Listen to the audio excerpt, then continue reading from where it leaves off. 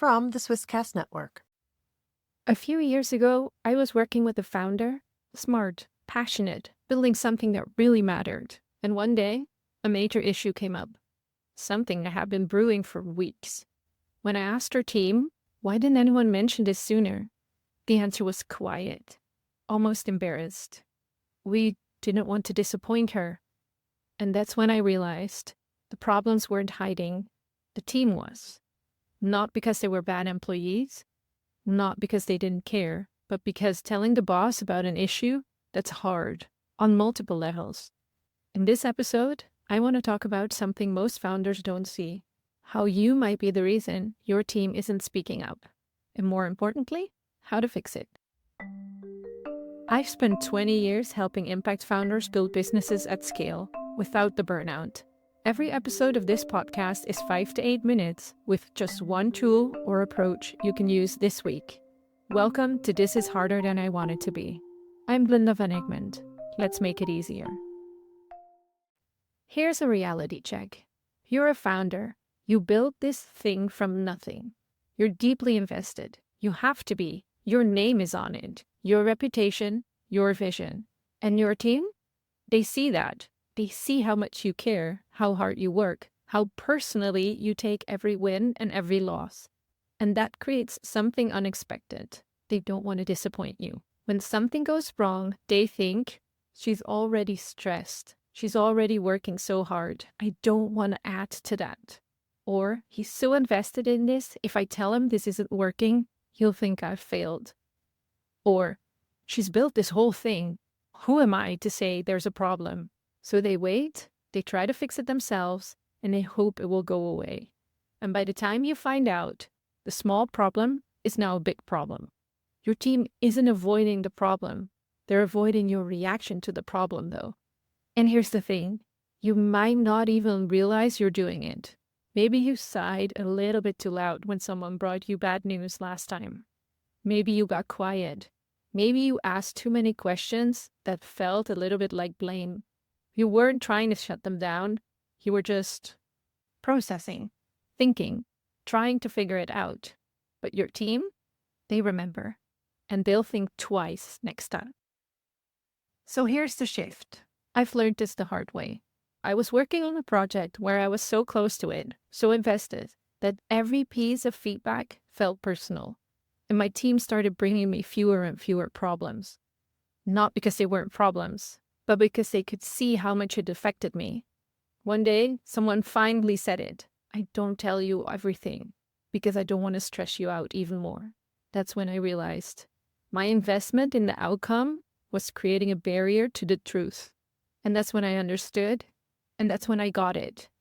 If you want your team to bring you problems early, you have to make it safe to do so. Not just say, my door's always open. Actually create the environment where bad news is welcome. Because here's the reality. Problems don't grow in the dark because your team is hiding them. They grow because there's no safe place to put them. In episode 7, we talked about the weekly alignment meeting, the place where your team can surface issues. But the meeting alone isn't enough. You also need to change how you respond when those issues come up. All right, here's your move. First, acknowledge the dynamic. In your next team meeting, say something like this. I know I'm deeply invested in this business. I care a lot. And I realize that might make it hard to bring me bad news sometimes. But I need you to know, I'd rather hear about a problem early when it's small than late when it's a crisis. So please bring me the hard stuff. Just naming this makes it real, and it gives your team permission. Then, in the next step, you have to change your response. When someone brings you a problem, your first reaction sets the tone for every future conversation. Here's what not to do. Don't sigh heavily. Don't get quiet and distant. Don't immediately ask, how did this happen? Which sounds like blame. And don't jump straight to solving it yourself. That's hard. Here is what to do. Take a deep breath first. Say thank you for telling me. And ask, what do you think we should do? And then listen without interrupting.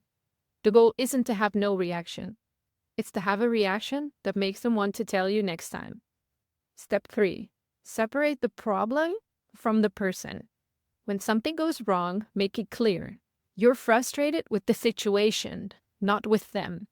Try to say things like, "This situation is challenging, but I'm glad you caught it." Or, "Okay, this isn't ideal, but let's figure out how to fix it." Or, "I'm frustrated that this happened, but I appreciate you bringing it to me now." Your team needs to know that bad news doesn't make them bad employees. Lastly, celebrate the early flag. When someone brings you a problem early, before it's even a crisis, acknowledge that specifically. "I'm really glad you told me about this now, while we can still do something about it." Because that's the behavior you want more of. So reinforce it. Here's what I want you to remember. Your team sees how much you care, and sometimes that makes them protect you from problems instead of bringing them to you. But you don't need protection. You need the truth. So make it safe, change your first response, separate the problem from the person, and celebrate when someone brings you bad news early. Because the issues aren't going away just because your team isn't mentioning it. They're just growing in the dark. So when was the last time someone on your team brought you a problem early, and how did you respond? Think about it honestly, because your response is teaching your team what to do next. Make it safe, make it welcome, and watch what changes. I'm putting together a bonus episode of this podcast to answer your questions. The real ones, the messy ones, the "I can't believe I'm asking this" ones. About delegation that's not working, teams that aren't aligned, systems that keep breaking, whatever you're actually struggling with right now. Send me your questions on LinkedIn, email it to me, or even better, leave me a voice message. Links are in the show notes. I'll pick the best questions and answer them in a bonus episode. So if there's something you've been wondering about, something you're stuck on, or something you want to hear me talk through, send it over. I'd love to hear what you're dealing with, and will happily share my 2 cents on how to fix it. That's it for this episode. Check the show notes for ways to connect with me, because we all know impact founding is much harder than we want it to be. I hope this makes it easier. This podcast is a production of the Swisscast Network, amplifying English-speaking voices in, for, and about Switzerland. Learn more at swisscast.network.